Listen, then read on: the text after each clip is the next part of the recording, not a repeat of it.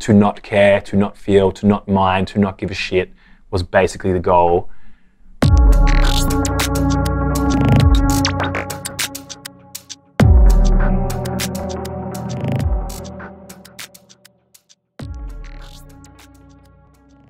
How did the feeling journey start for me?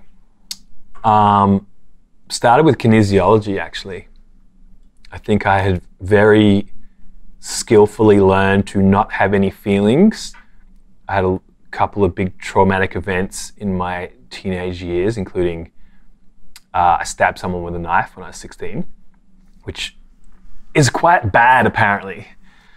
And that brought a lot of stress in my world and a lot of upset and a lot, I got charged with attempted murder as a juvenile.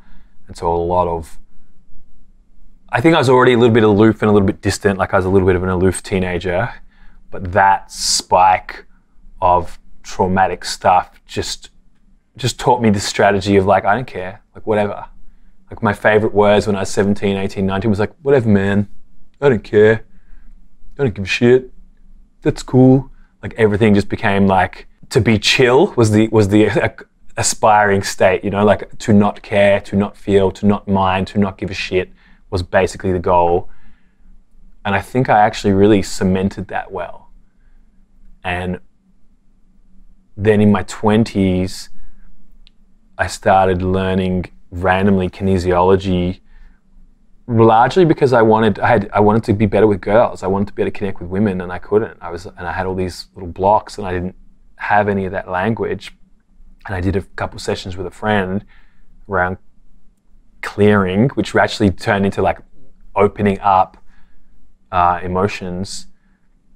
And once that started, it was like, it was like chiseling a little hole in like a dam. I was like, oh fuck, there's a lot of things that I don't know how to feel or deal with. And I was starting my rap journey around then, and I had this burning desire to be a famous rapper as like a 19, 20-year-old, but I was terrified of getting on stage. I was terrified of being judged. I didn't want to be a loser. I didn't want to be seen as someone who wanted to do anything. And so there was this kind of paradox.